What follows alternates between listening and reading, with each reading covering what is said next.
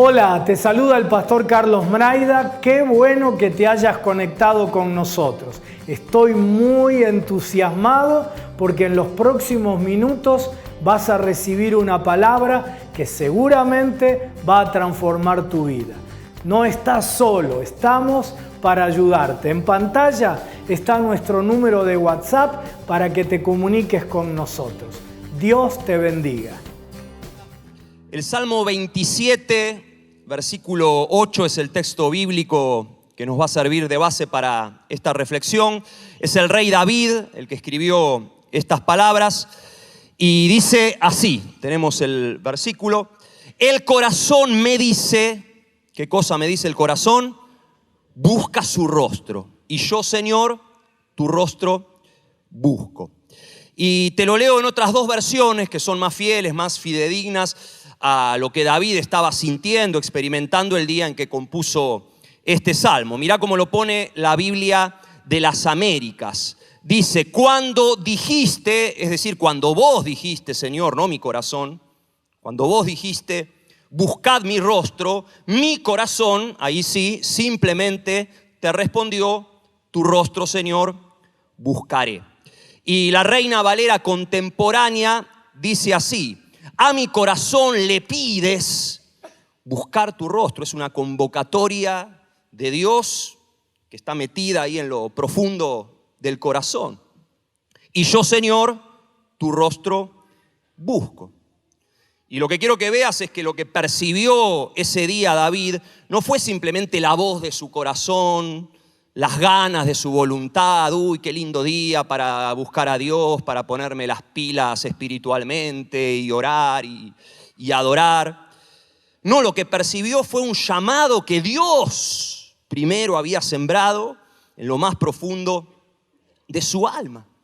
Esa convocatoria divina, ese grito de Dios: hey David, busca mi rostro por encima de cualquier otra cosa. Busca eso, esa tiene que ser la búsqueda prioritaria de tu vida. ¿Qué cosa? Mi rostro. Y sabes, esa es la misma voz que grita fuerte en lo profundo del alma de absolutamente cada ser humano en este planeta. Busquen mi rostro. Aunque muchas personas no quieran oír esa voz, o aunque sea una voz que a veces suene distorsionada, ¿no? con ruido, la voz está convocando, llamando todo el tiempo. Decía el escritor escocés Bruce Marshall: el hombre que golpea a la puerta de un prostíbulo está buscando a Dios. Y uno dice: no está buscando a Dios. Está buscando otra cosa. Ese tipo. Pero si escarbás un poco esa búsqueda, vas a descubrir que detrás de ese impulso hormonal o sexual que lleva a un hombre a buscar los servicios de una prostituta, lo que en realidad se esconde, que es un gran vacío emocional, espiritual, existencial. Es decir, tenía razón Bruce, el hombre está buscando ¿a quién? A Dios. Aunque esa voz de nuevo esté totalmente distorsionada. Ese es el llamado incesante en el alma de cada ser humano de este planeta. Busquen mi rostro. Y esa es la voz que está sonando ahí en tu corazón. Ahora que estás ahí sentadito, sentadita en tu banco, ahí está la voz, ¿no? Llamando. Ahora, ¿qué es buscar el rostro de Dios? ¿Qué es en concreto lo que nos está pidiendo Dios que busquemos? Porque, ¿sabes? Al leer este salmo llama la atención que en el Antiguo Testamento se hable acerca del rostro de Dios. Porque Yahvé, Jehová, el Dios de los judíos, era precisamente el Dios sin rostro. Todos los demás pueblos contemporáneos a Israel sí tenían dioses con caras visibles. Por ejemplo, si le decías a un cananeo: mirá, tenés que buscar el rostro de Baal, tu Dios, que era el Dios de los cananeos, lo primero que le venía a la mente, a la imaginación al cananeo era esto. Mira, esta es una estatuita de Baal que encontraron en no sé qué excavación arqueológica. Bueno, esa era la caripela de Baal, ¿no? Y tenía como ese bonete, sencillo, sí, buscaba a Baal.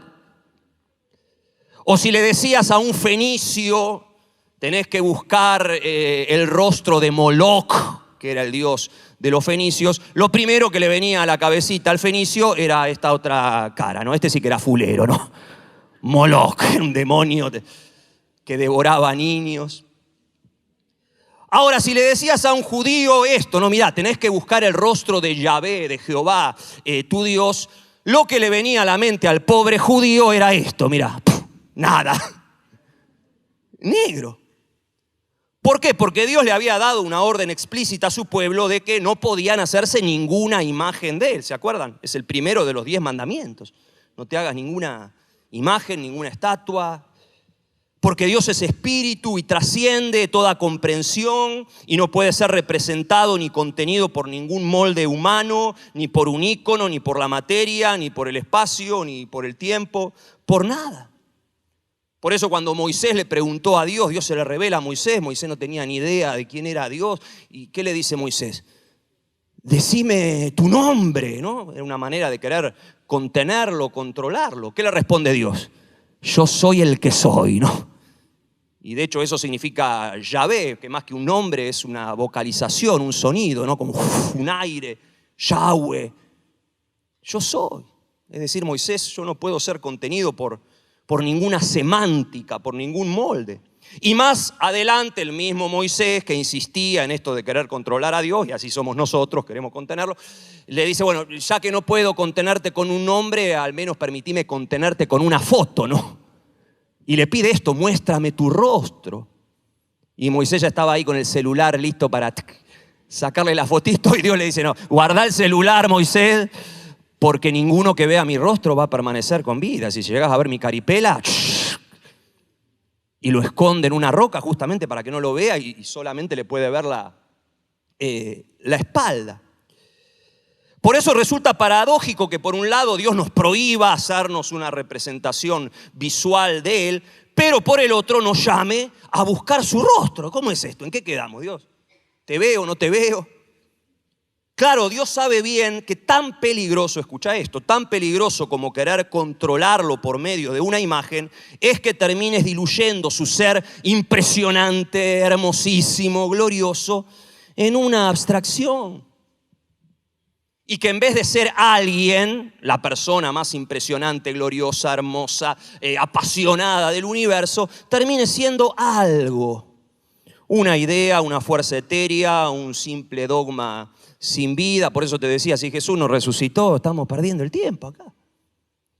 Una creencia y nada más. Es decir, un Dios impersonal. Por eso decía el gran teólogo Karl Rahner, decía esto, un monstruo, un bocho, decía, en los días que se aproximan, y esto lo dijo hace varias décadas, usted será un místico, es decir, alguien que verdaderamente experimentó a Dios, no un rarito espiritualoide, sino alguien que tiene una experiencia cara a cara con Dios, o simplemente no será nada. Y esto más que una frase fue una profecía.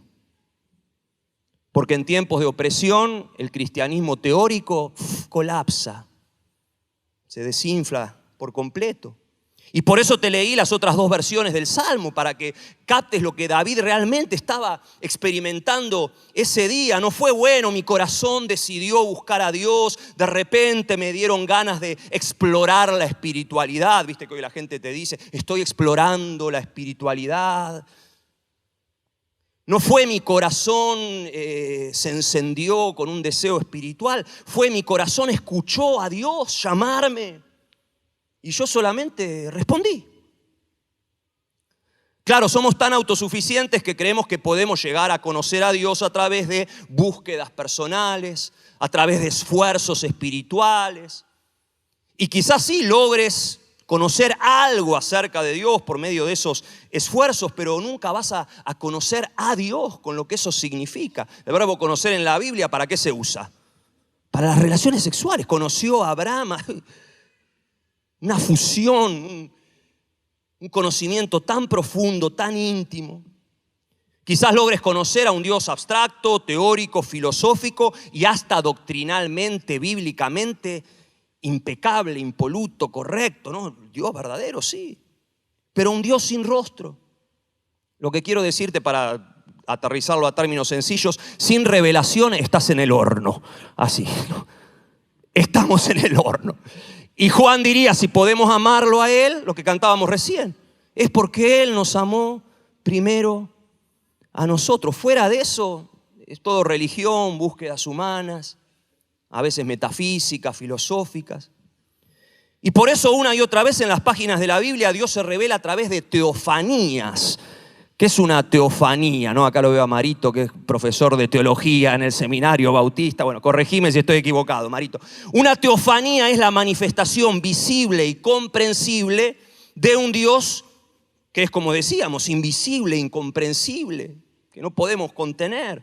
No, teos, Dios, fanía, manifestación. Es la forma en que Dios se revela a nosotros, los seres humanos, de formas sencillas, como padre, como amigo, como esposo, como rey, como consejero, como consolador, y de tantas otras formas que hasta un chico de 3 años puede entenderlo, ¿no? Ah, sí, Dios es padre, Dios es amigo, Dios es consejero, Dios es consolador. Y obviamente la teofanía perfecta y definitiva tiene un nombre propio. ¿Cómo se llama? Se llama Jesucristo. Jesús, Dios hecho hombre, la cara visible, tangible de Dios. Pablo dijo, Él, Jesús, es la imagen, el rostro, la cara del Dios invisible, Colosenses 1:15. Y dijo también Pablo que hoy vos y yo, esto es tremendo, ¿no? Y es lo que Dios va a hacer en esta mañana. Dice que hoy nosotros podemos conocer la gloria de Dios que resplandece en el rostro de Jesucristo. Por eso, claro que Dios tiene rostro. Y no te estoy hablando acá de la cara así barbuda y de pelo largo con la que solemos imaginarnos a Jesús. Vieron que ahora hay tantas películas y series acerca de Jesús que cada uno tiene su Jesús preferido, ¿no? A mí me gusta el de The Chosen, que es la serie que está ahora de moda. Y el otro que te dice, no, yo me quedo con el de la década del 70, de la película de Franco Sefirelli, bueno. Y los antropólogos, algunos antropólogos han querido descubrir, a ver cuál era el rostro verdadero de Jesús, haciendo estudios acorde al biotipo del hombre palestino del siglo I, ¿no? Y hay algunas fotos ahí en YouTube. Acá el más parecido a Jesús, decía en el culto anterior, es Edu Pirela. No sé dónde está Edu Pirela. Por allá, bueno, ahí, porque eres morochón, así. Agarrate, Edu, porque te vamos a hacer que actúes de Jesús en la obra de Navidad. Ya está, te comprometimos. Ah, ya está, Edu, ¿no? Una cosa así. Bueno. Pero no te estoy hablando de eso, ¿no? Porque somos de nuevo tan elementales que enseguida pensamos. No, mira, la palabra que acá en el Salmo 27:8 se traduce como rostro es pané, ¿no? Y es la palabra que nos va a guiar ahora. Es una palabra tan tremenda, tan rica, ¿no? Muy curiosa porque es muy amplia en su semántica, significa un montón de cosas. Mira, pané significa todo esto: persona, mirada, semblante, atención, tiempo, encuentro, presencia. Y este es el sentido que solemos darle a la frase buscar el rostro de Dios, ¿no? Enseguida pensamos, bueno, se trata de pasar tiempo con Él, estar en su presencia, buscar ese encuentro íntimo, personal con Él. Y eso está muy bien, pero mira, pané también puede significar todo esto otro: favor, ira, tristeza, agrado, alegría, temor, estado anímico. Y cuando descubrí esto, no fue eureka, dije, claro, ahí está. El rostro de una persona es la ventana por la que se asoman sus emociones. Es eso representa el rostro de alguien. Es la ventana a través de la cual podés ver lo que alguien está sintiendo. Y si conocés lo suficientemente bien a esa persona, no hace falta que te hable, que te diga nada, ya con solo verla ya sabés cómo se siente, ¿no? A mí me pasa con Vale, ¿no? La veo y por más que ella quiera aparentar que está bien, alegre, yo ya sé qué es lo que hay, ¿sí o no? Porque todo, la cara habla, ¿no? Los ojos hablan, los gestos hablan, y hay expertos en gesticulación. Y no sé cuántos vieron acá las películas de Disney Pixar Intensamente, la 1 y la 2, bueno, ahí están los personajes. Los que tienen nenes chiquitos seguro que la vieron, pero la recomiendo para todos. Vieron que ahora Disney hace películas aptas para todo público, para los chicos, para los padres. Yo las vi hace poco, que salieron ahí en la plataforma de Disney. y son muy aleccionadoras, ¿no? A mí me llevaron a un autodescubrimiento así profundo de mis emociones, de cómo funciona mi cabecita, porque claro, los guionistas de las películas se asesoraron con los mejores psicólogos y psiquiatras del mundo. No es solamente una película así para reírte, aparte de reírte un rato, te autodescubrís, ¿no? En muchos aspectos.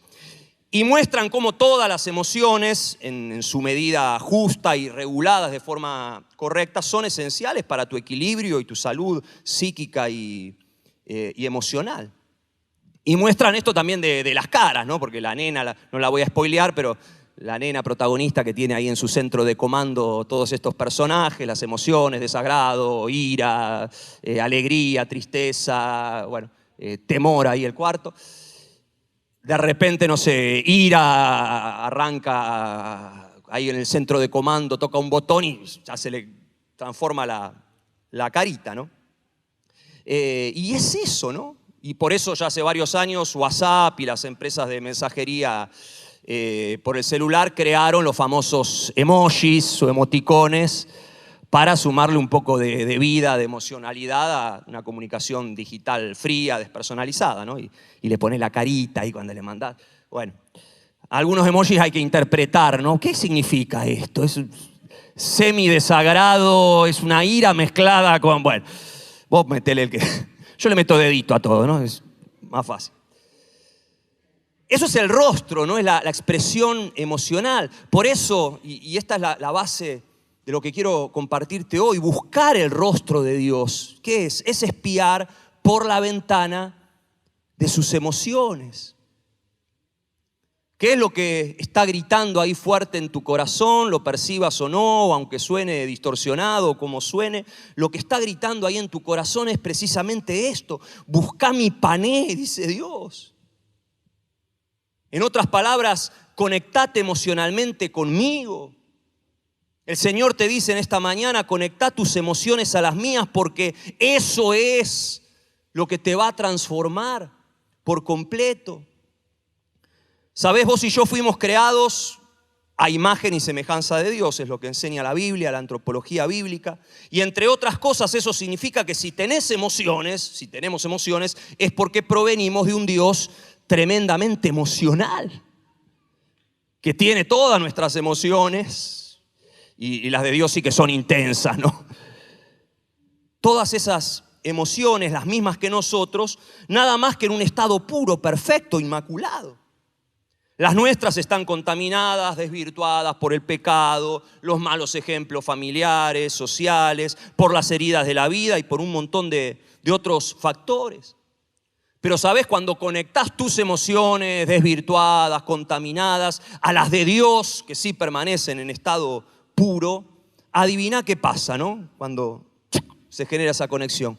Sos transformado, transformada en lo más profundo de tu ser. Por eso decía el apóstol Pablo, ahí escribiéndole a los Corintios en su segunda carta, dice, somos transformados no incorporando datos, conceptos, somos transformados viendo, contemplando como en un espejo la gloria de Dios, de gloria en gloria. ¿De qué estaba hablando Pablo? ¿Qué les estaba diciendo ahí a los Corintios? Estaba hablando de esta conexión emocional, que no es solamente para gente sentimentaloide o mística, como leíamos recién. Es la esencia de una experiencia con Dios, de la vida cristiana, del encuentro con alguien que es real, que está vivo, que nos ama con locura, que está acá y que puso esta voz adentro nuestro que grita todo el tiempo. Busca esa conexión. Y por eso el título de este mensaje es Transformados por su rostro, es decir, transformados al espiar por la ventana de las emociones de Dios. Es curioso que Moisés, el mismo tipo al que Dios le había dicho, mira, nadie puede ver mi rostro porque si ves mi caripela, Moisés, vas a caer ahí liquidado. Dice la Biblia que Moisés, ¿cómo hablaba con Dios? Dice que Moisés hablaba con Jehová cara a cara. Y uno dice, ¿en qué quedamos?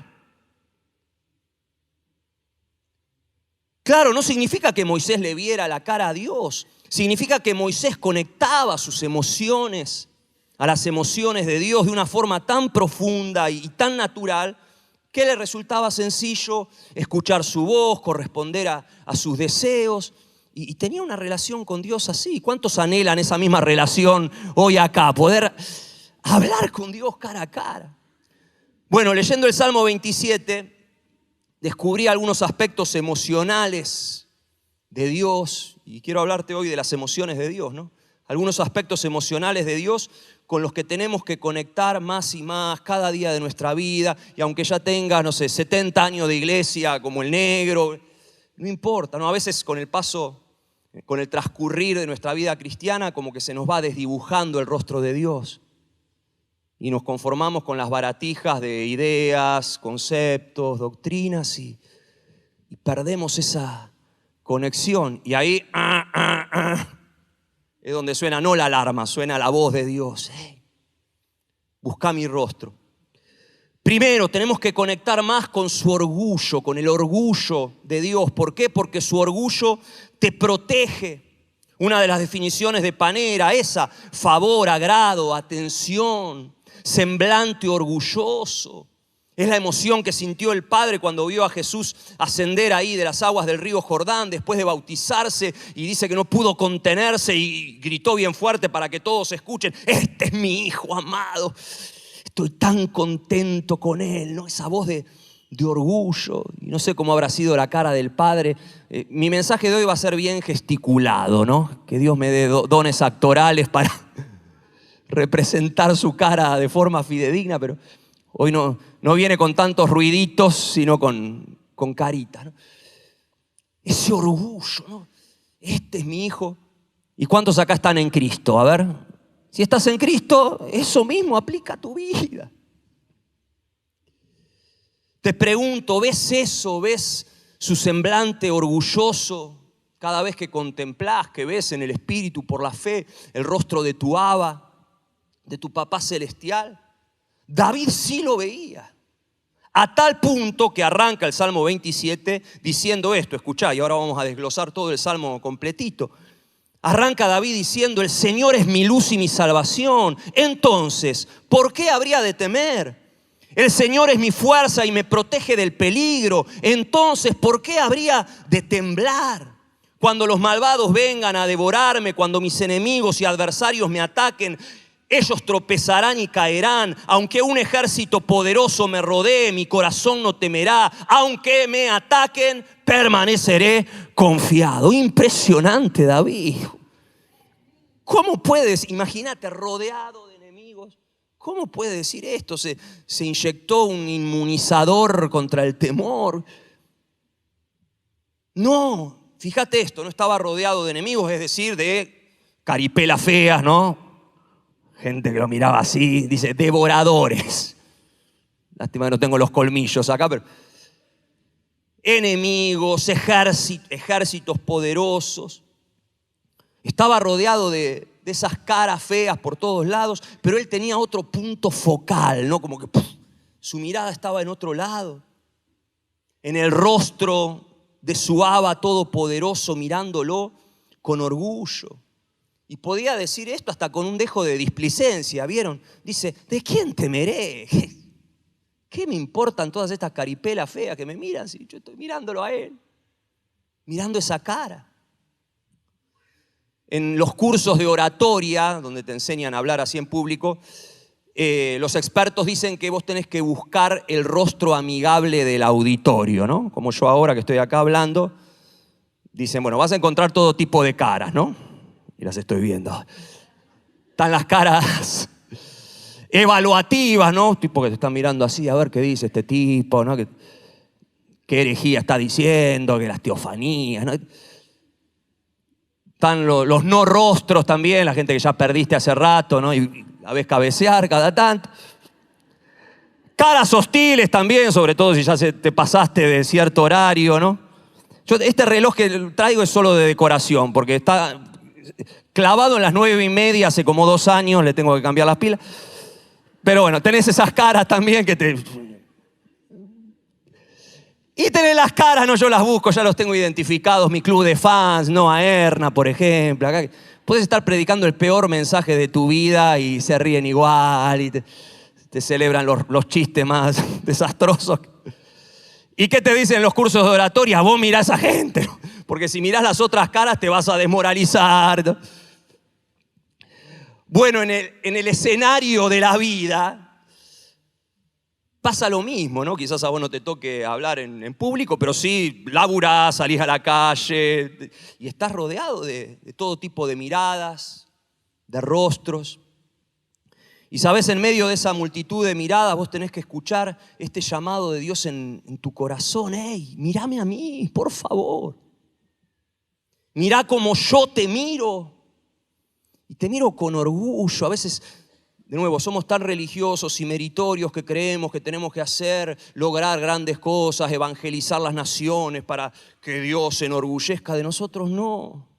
Esto que orábamos recién del negro, ¿no? Cuando Pablo dice, he peleado la buena batalla, he acabado la carrera, he guardado la fe.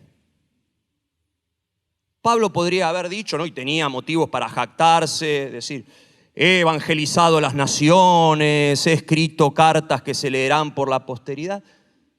¿De qué se ufana o qué es lo que destaca Pablo? He guardado. Si hoy estás un domingo a la mañana acá es porque vos sos alguien que guardás la fe. Y quiero decirte que el Padre está muy, muy orgulloso de vos. No importa cuál sea tu nivel en fe, si está acá arriba, por el medio, por abajo, si guardás la fe, el Padre.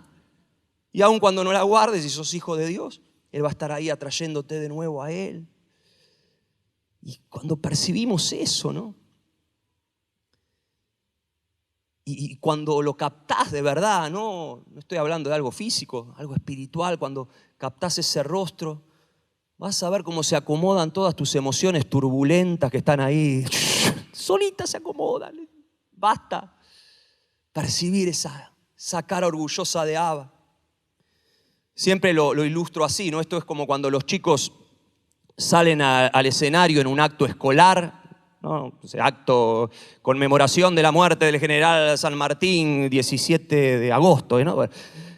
Y lo disfrazan al pibe de soldadito, de granadero, ¿no? Y está ahí en el backstage, tras bambalinas, todo nervioso porque tiene que actuar y tiene que dar el discurso. Y sale, ¿no? Temblando. ¿Qué es lo primero que busca? Porque el pibe no sabe dónde se sentaron sus padres. ¿Qué es lo primero que busca el nene la cara de papá o de mamá? ¿No? Está temblando. Y basta con que lo vea ahí a papá o a mamá que ¡tum!, se le ilumina la carita. ¡Ay! Ahí ya se... Y no le importan las otras caras, ¿no? Y el papá con la cara, como en Navidad acá, bueno. Por eso, ¿cómo arranca David el Salmo, no? Empieza diciendo, Jehová, el Señor, es mi luz.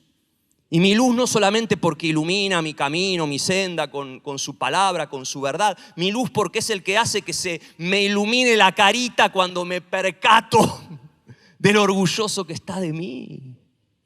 Oh. Y hay algo poderoso en eso porque esa luz, dice Pablo ahí en 2 de Corintios, ese rostro lo reflejamos. Basta con ver la cara de una persona para saber en qué Dios cree, ¿no? Y nosotros tenemos que ser luna llena, ¿no? El otro día, por primera vez en mi vida, vi un eclipse. ¿Vieron que hubo un eclipse? Justo estaba de viaje, conseguí una radiografía de milagro y impresionante. Y pensaba, a veces somos más eclipse que luna llena, ¿no? ¿Qué es lo que asume acá David? Que él no tiene luz propia. Yo soy luna, solamente reflejo la luz que... deja de ser eclipse, ¿no? ¿Qué hace el eclipse? La luna, ¿no? Y se veía hermoso, pero bueno, el sol quedaba totalmente marginado, se le veía solamente el aro de fuego, se llama, bueno, el bordecito. El desafío es dejar de ser eclipse y transformarnos en luna llena. El Señor es mi luz, mi luz. ¿Y cómo se hace esto, no? Porque todo lindo, Sebastián, la ilustración del acto escolar, pero ¿cómo busco la cara de mi Padre? Hay ejercicios espirituales muy simples y hoy vamos a terminar haciendo uno. Los contemplativos de antaño tenían un ejercicio muy sencillo, poderoso, te lo recomiendo. Cada tanto sentate ahí solito, solita, en una silla, en silencio y orá solamente esto. Abba, pertenezco a ti. Decían los contemplativos que es una oración ideal porque tiene 8 sílabas y tiene el ritmo de la respiración. Entonces, cuando decís Abba, inspirá, ¿no? Inhalá. Abba. Y pertenezco a ti. En ese pertenezco a ti, solta todo. La ansiedad, el temor, las dudas. Te pertenece toda mi vida, toda mi alma, cada emoción, Abba, y varias veces, ¿no? Abba, pertenezco a ti. Y sentí ese orgullo, ¿no? Papá, contemplándote. ¿Por qué? Porque ese orgullo te protege, como David. Puede haber enemigos, miradas horribles alrededor. Tengo una mirada ahí. El rostro de mi Abba. Segundo, su alegría te renueva. Otra de las definiciones de Pané era esa, alegría. Alegría.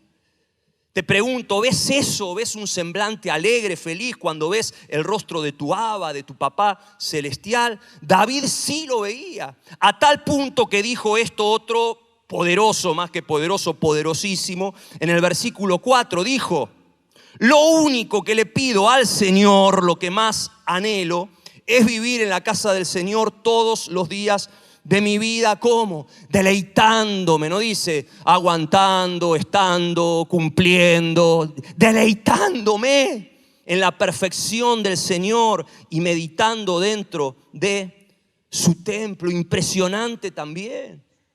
En otras palabras, lo que está diciendo es: lo que más alegría me produce en la vida es simplemente interactuar con Dios, con el Dios de mi alegría y mi deleite, como lo define en otro de sus salmos.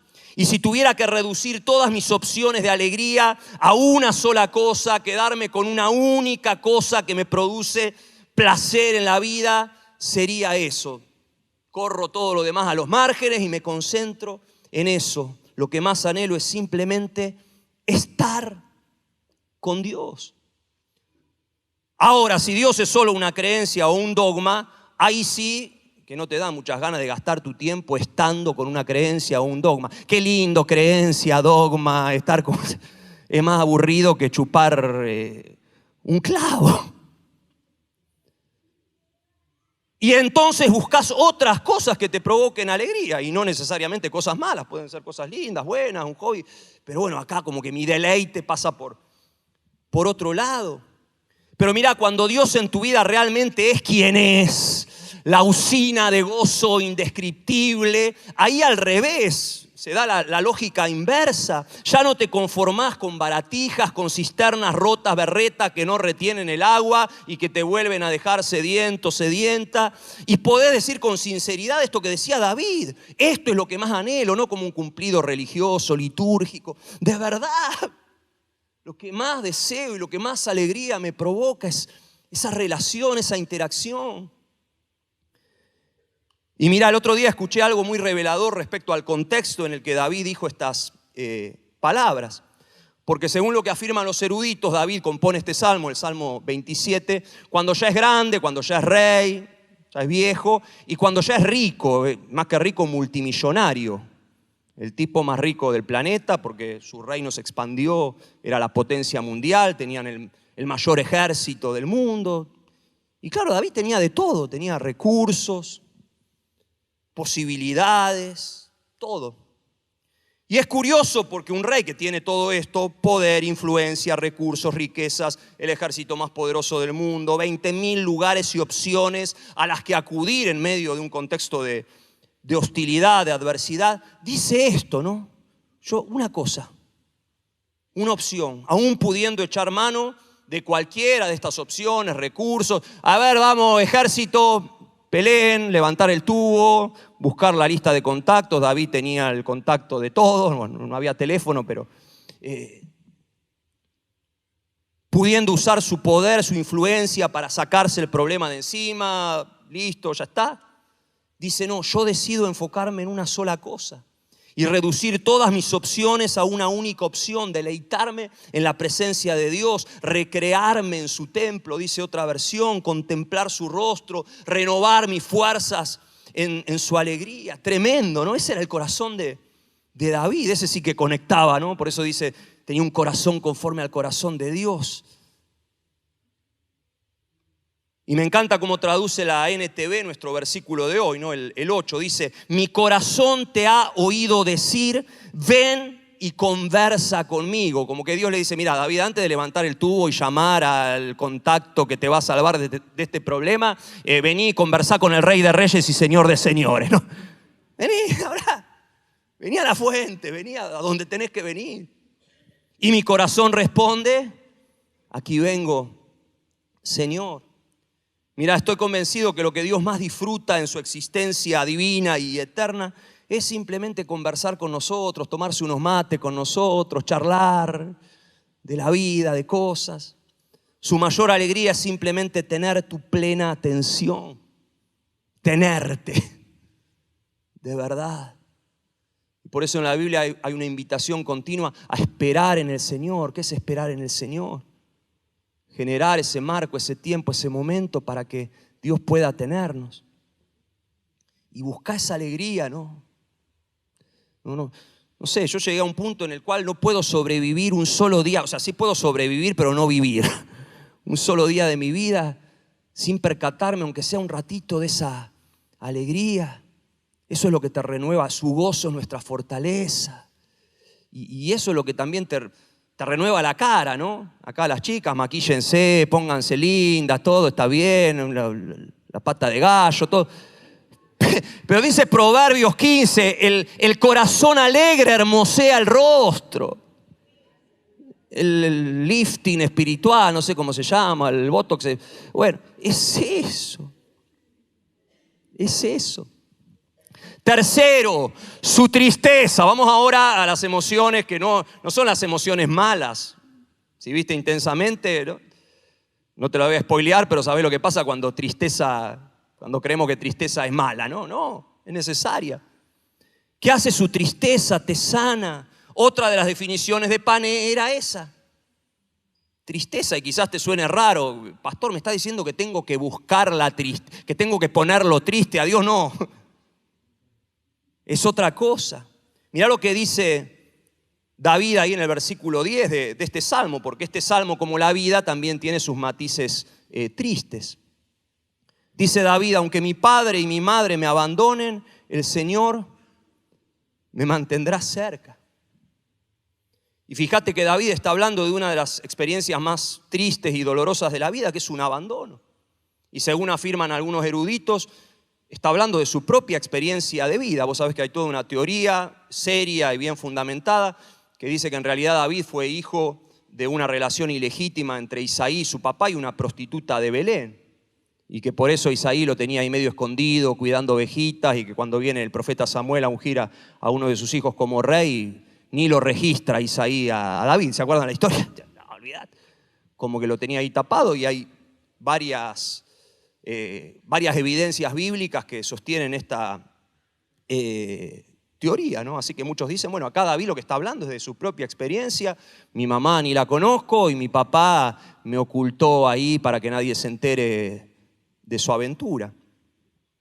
Ahora, como haya sido, el punto es que David pudo hablar de cosas tristes. ¿Por qué? Porque sabía que eran cosas que también entristecían el corazón de Dios. Y sabes, eso es lo que significa buscar el rostro triste de Dios. Es esto, descubrir que Él se entristece con vos, y muchas veces aún más que vos, por las cosas que a vos te provocan dolor. Y eso es muy sanador. Yo diría lo más sanador de la vida.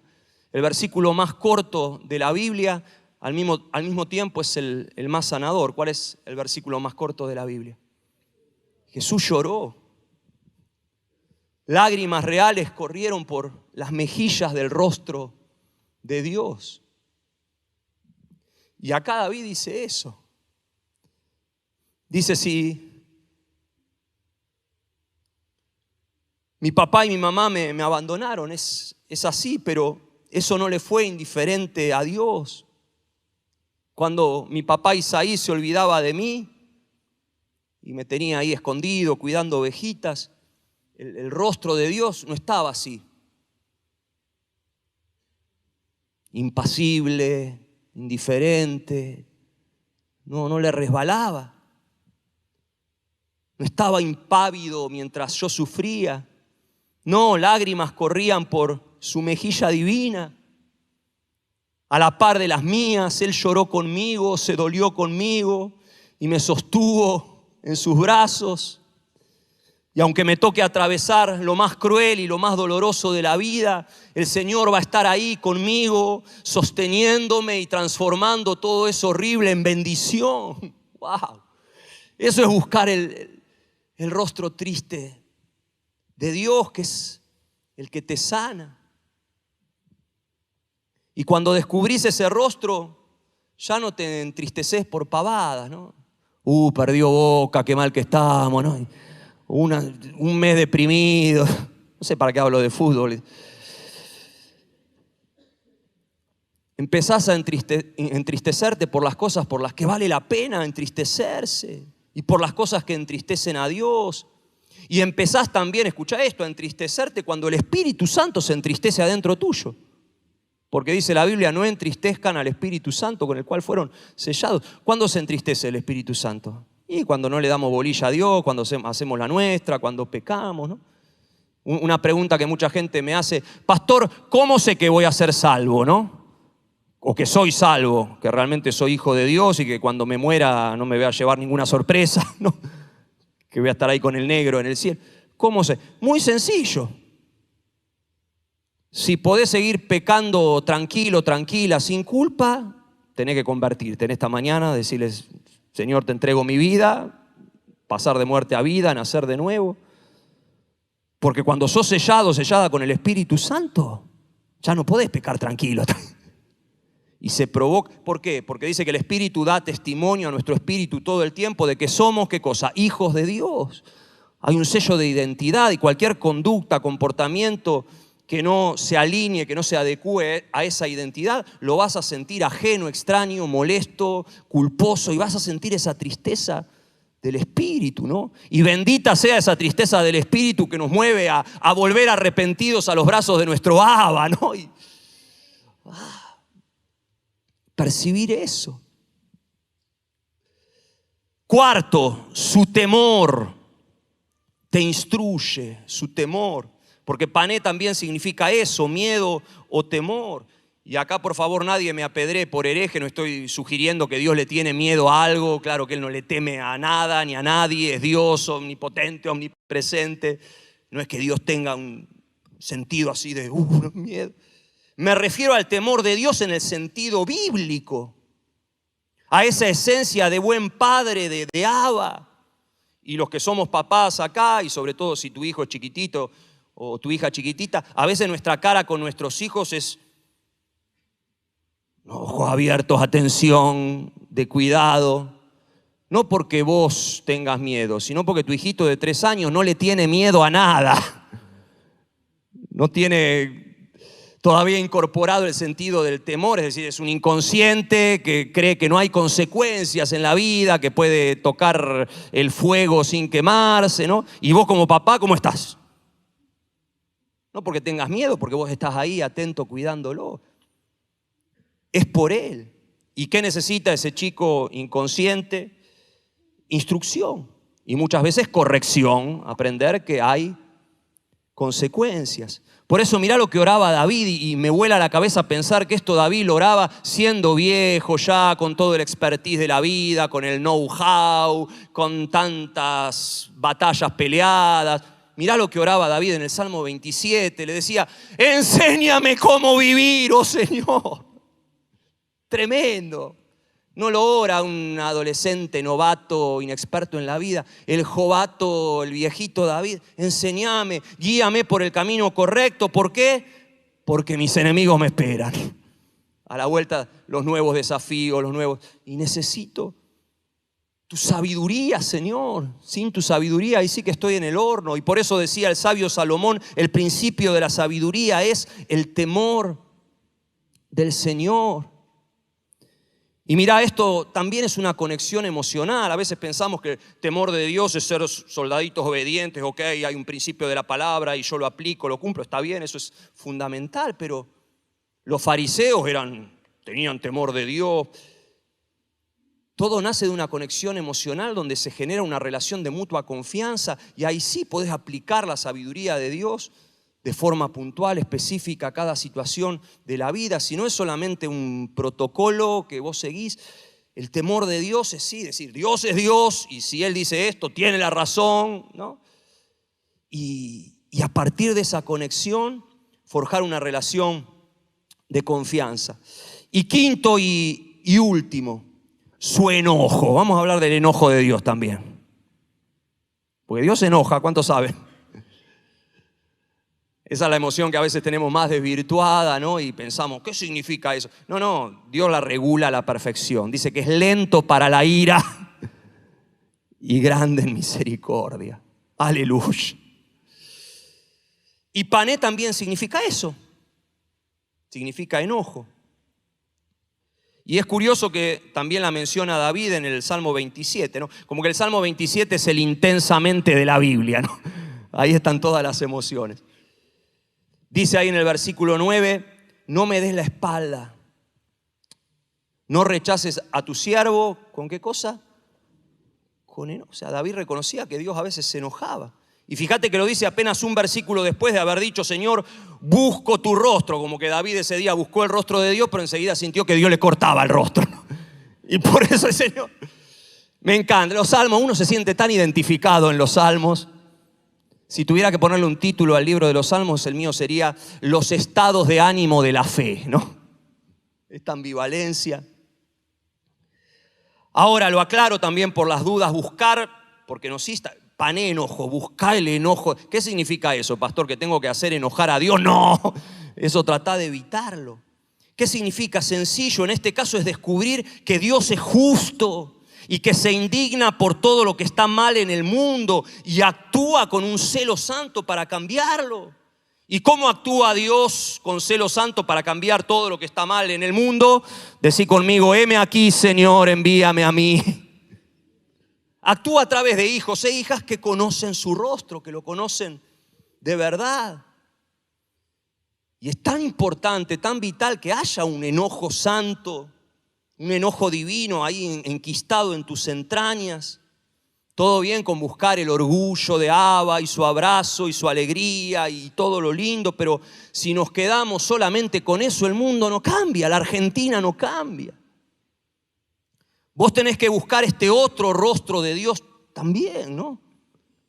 No sé cómo será la cara de enojo de Dios, no quiero cometer una herejía con mi expresión facial, pero hay algo ahí, no sé, me lo imagino a Jesús entrando al templo de Jerusalén, ¿se acuerdan? Lo habían convertido en una cueva de ladrones y tiene que estar eso.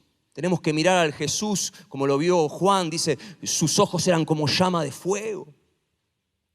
Y mira, esta es la búsqueda que hace que podamos afirmar lo que afirmó David en el versículo 13 del Salmo, al final. Mirá lo que dice David. Hubiera yo desmayado, me hubiera deprimido, me hubiera desmoralizado si no creyese que veré la bondad de Jehová en esta tierra de los vivientes. Uy, ahí sí que David estaba conectando con el corazón de Dios, con las emociones de Dios. Como que Dios dice, mirá, esto es lo que más surge en mi ser, cambiar el mundo, traer redención, cambiar todo lo que está mal. Pastor, ¿cómo descubro el llamado de Dios para mi vida? Mucha gente me pregunta, bueno, ¿qué es lo que más te enoja, no? Sencillo. Y enojos en serio, ¿no? No te estoy hablando de cuando te roba el árbitro en el partido de fútbol, ¿no? La injusticia social, los chicos que se mueren de hambre, que una familia no pueda funcionar de forma sana. Bueno, escuchá tu enojo porque es el enojo, no es tu enojo, es el enojo que Dios enquistó acá en tus entrañas. Y es su enojo el que te envía, el que te moviliza.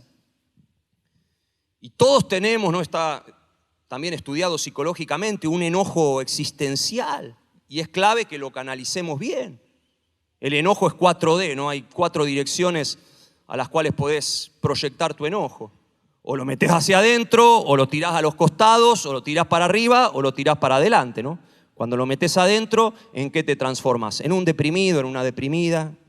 Deprimido es alguien que se tragó toda la culpa, la frustración, soy un desastre, no valgo, es ira, enojo metido hacia adentro. Y por eso acá David dice, fíjate, me hubiera deprimido, me hubiera bajoneado si no usara bien mi enojo. Si estuviera diciendo, no, esta tierra no tiene remedio, y yo qué le voy a hacer, y ahí sí. Es lo que está diciendo David. Lo podés tirar también hacia los costados.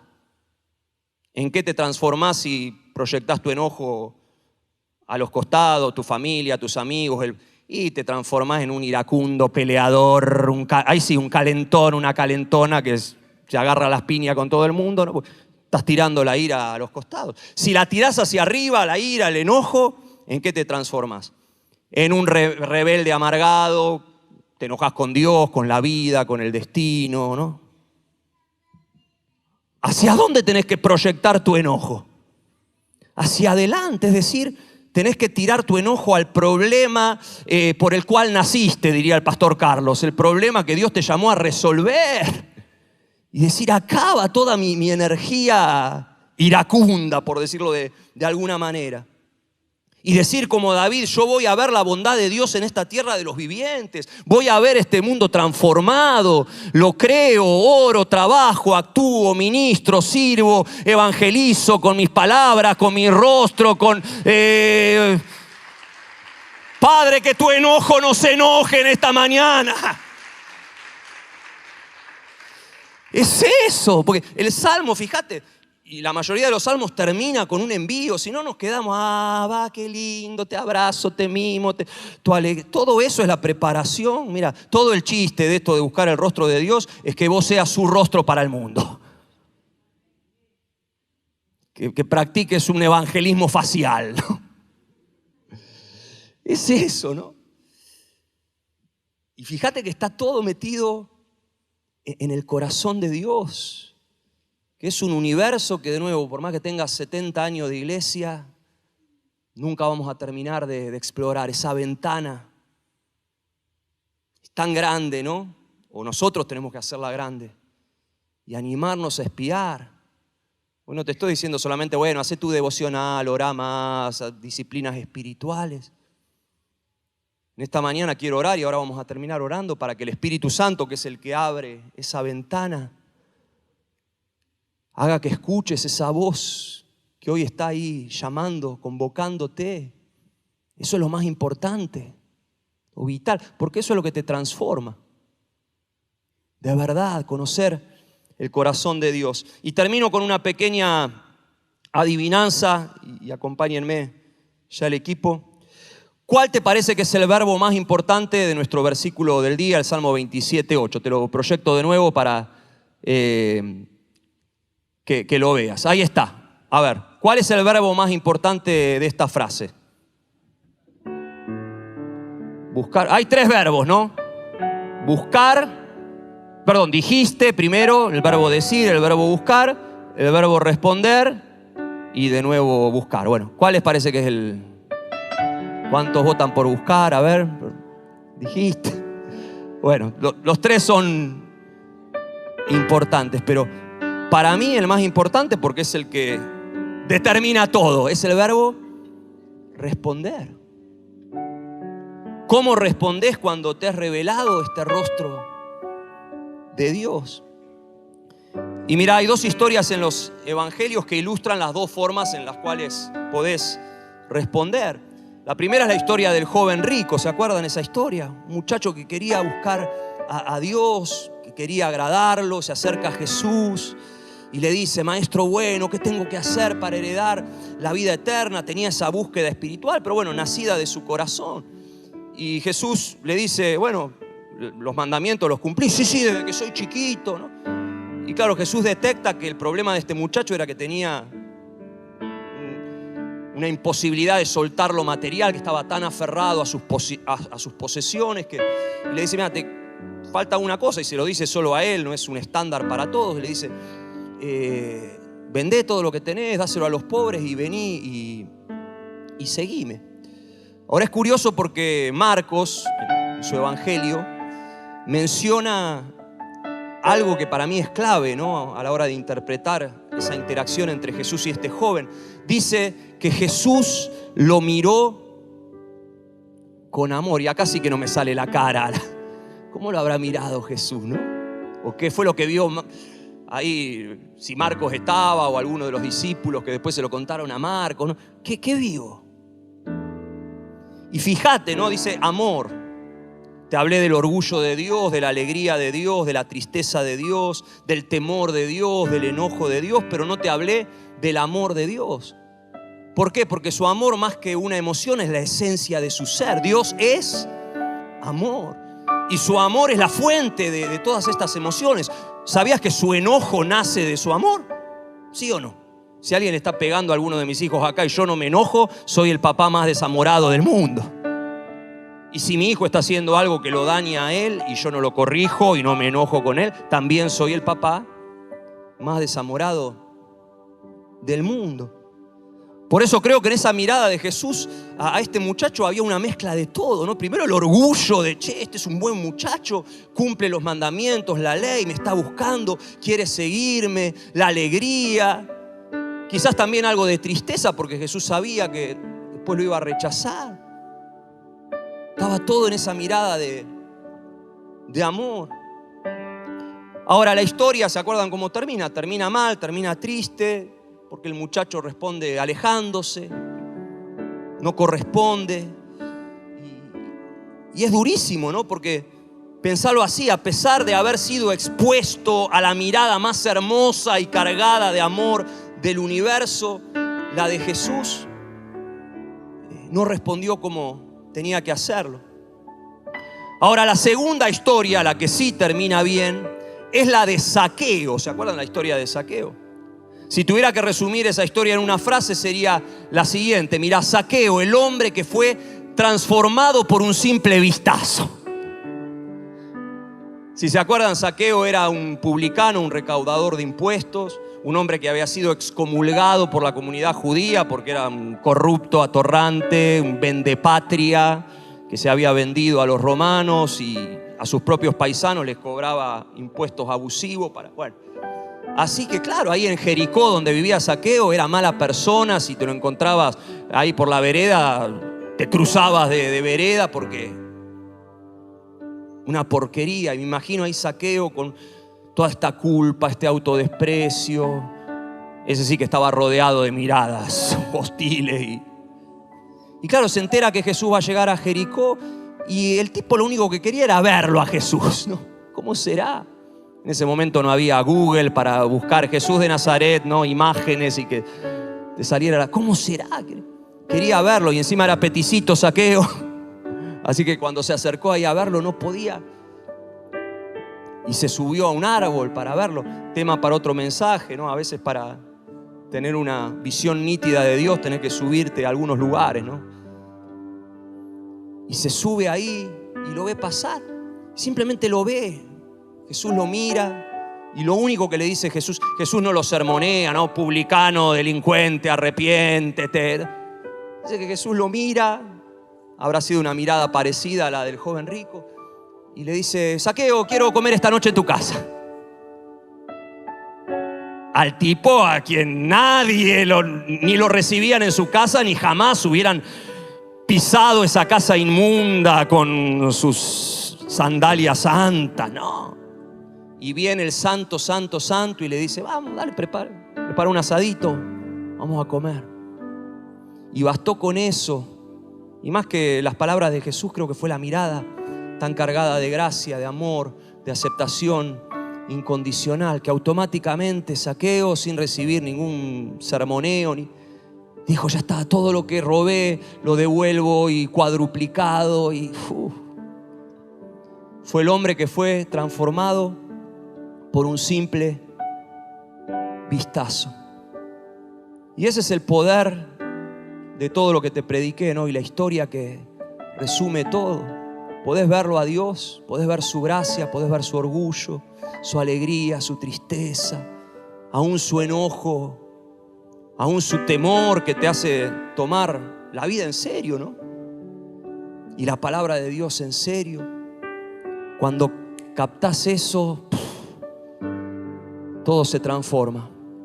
Por eso quiero que oremos en esta mañana. Ponete ahí de pie. Quiero ahora que hagas este ejercicio espiritual que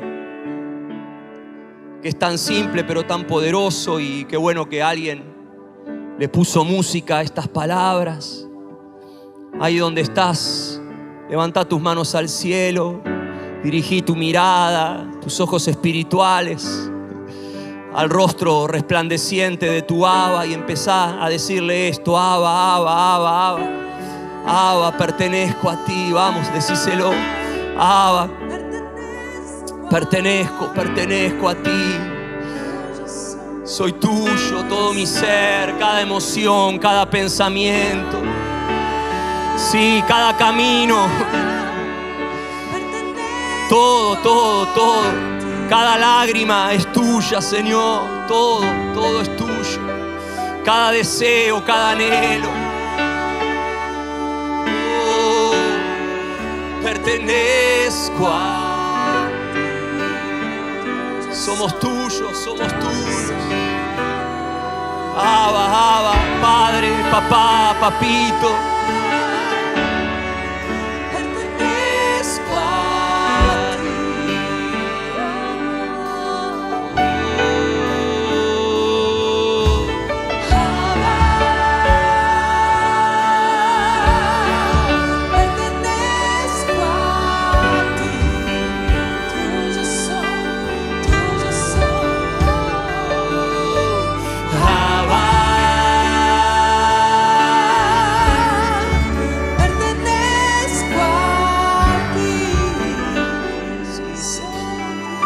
En el nombre de Jesús oro en esta mañana para que se abran los oídos de tu corazón y puedas escuchar esa voz incesante de Dios en tu interior, gritando, convocándote, llamándote: busca mi rostro.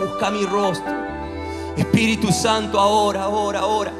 Abrinos la ventana otra vez.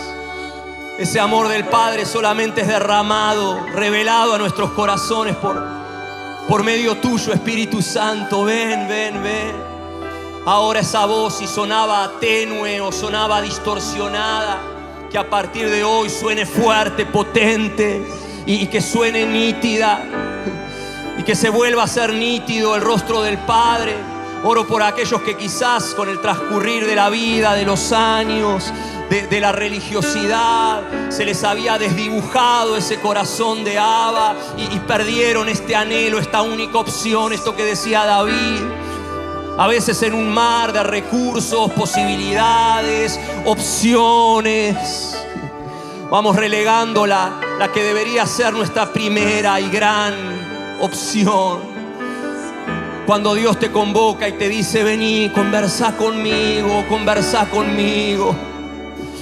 Oh, en el nombre de Jesús, que vuelva a sonar esa voz, que vuelva a escucharse en lo profundo del corazón, del alma de los que estamos acá. En el nombre de Jesús, que se abran los ojos espirituales para que puedas ver por la fe el rostro resplandeciente de tu Abba, mirándote con orgullo, que puedas responder como Zaqueo en esta mañana a su llamado y a su mirada. Sí,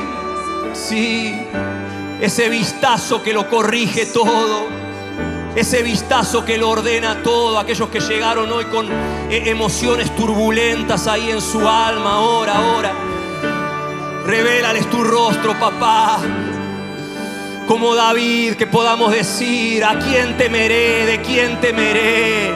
El Señor es mi luz y mi salvación. Él es la fortaleza de mi vida. ¿Qué me importan las demás miradas? Oh, sí, Señor. Sí, Señor, que seas protegido, que seas protegida por el orgullo de tu Abba. Oro en esta mañana por aquellos que se sienten oprimidos por problemas, por adversarios, por miradas hostiles. Ahora un foco que lo simplifica todo, que lo ordena todo, que lo acomoda todo. Tu mirada, Señor, tu mirada. Que seas renovado, renovada en esta mañana en la alegría de tu Abba. Decile: Abba, vos sos el Dios de mi alegría y de mi deleite. Decile eso, vamos: Abba, sos el Dios de mi alegría y de mi deleite. Ahora tu gozo, nuestra fuerza. Ven. Gozo de Dios, gozo de Dios. Oh, renuévanos, vigorízanos otra vez, Señor, en el nombre de Jesús. Que seas sanado, sanada en la tristeza de tu Abba. Aquellos que están atravesando tiempos difíciles, tiempos de dolor, de tristeza, de lágrimas. Que te sea revelado en esta mañana como por la mejilla del rostro de tu Abba corren lágrimas también de dolor, y esas lágrimas de Dios ahí en su frasco se mezclan con las tuyas, y esa mezcla se transforma en un bálsamo sanador. Sí. ¿Cuál es tu aunque en esta mañana? El aunque de David era: aunque mi papá y mi mamá me abandonaron, aunque haya pasado esto, aquello, aunque haya atravesado por esto doloroso, no obstante, yo sé que Dios me sostiene en sus brazos, me sostuvo y me sostiene, y transforma toda esa hostilidad en bendición. Oh Dios, oh sí Señor, sí Señor. Aquellos que escuchan la tristeza del Espíritu Santo, esa tristeza que no es condenatoria, que es la tristeza que te mueve a volver a Dios, a volver a la casa del Padre, a volver a Él, esa añoranza, esa incomodidad, ese decir: yo nací para más, yo soy un hijo de Dios, yo soy una hija de Dios, yo no me conformo con baratijas. Ahora decirle: acá estoy, Abba, papá. Vuelvo a tus brazos, me arrepiento. Gracias porque en vos siempre voy a encontrar gracia, perdón, ese abrazo que nunca falla, esa aceptación incondicional. Oh, vengo a tus brazos, Señor, otra vez. Oro para que seas instruido, instruida en el temor de tu Abba, en el temor de Jehová, que es la fuente de tu sabiduría. Tengas los años que tengas, orá como el viejito David: Abba, enséñame a vivir, enséñame, advertime, dame tu sabiduría concreta, práctica para esta semana, ante los enemigos que me esperan a la vuelta de cada esquina. Yo no correspondo al temor humano, yo correspondo al temor divino, y eso es lo que me permite vivir sin temor al hombre, a los enemigos. Instrúyeme, corrígeme, enséñame, Señor, en el nombre de Jesús, en el nombre de Jesús. Y oro en esta mañana para que seas enviado, enviada en el enojo de tu Abba. Oh, en su urgencia, en su urgencia. Por eso ahí donde estás, levanta tus manos y quiero bendecirte con la mayor de todas las bendiciones, la bendición por excelencia de la Biblia, la bendición sacerdotal, que dice así: Números 6:24, dice: Jehová te bendiga y te guarde. Esta semana que seas bendecido y guardado en el rostro de tu Abba, y que Jehová haga resplandecer su rostro sobre ti, para que puedas reflejarlo de forma fidedigna. Que cuando la gente te vea pueda decir como Jacob. Me encanta eso, cuando Jacob le dice a su hermano Esaú, después de no haberlo visto durante un montón de años, le dijo: uy, Esaú, haber visto tu rostro es como haber visto el rostro de Dios, ¿no? Que se pueda decir de nosotros eso. Te envío en esta mañana, bajo la bendición y bajo el rostro resplandeciente de tu Abba, para que lo reflejes y para que puedas afirmar desde un enojo bien proyectado, puedas decir: yo voy a ver la bondad de Jehová en esta tierra de los vivientes. No en un cielo lejano, no en el más allá, en el acá, en el ahora. Yo voy a ver la Argentina transformada. Seguimos orando, seguimos clamando, seguimos poniéndonos en la brecha, seguimos diciéndote: Señor, heme aquí, acá me tenés. Seguí usando a tus hijos, a tus hijas que conocen tu rostro. Seguí usándonos como agentes de sanidad. Nosotros tocamos ahí tu sanidad para ser instrumentos de sanidad. Usanos. Te bendigo en esta mañana con el rostro completo de Dios, con su cara completa, y para que seas un agente de bendición. Te bendigo en el nombre de Jesús. Amén, amén y amén.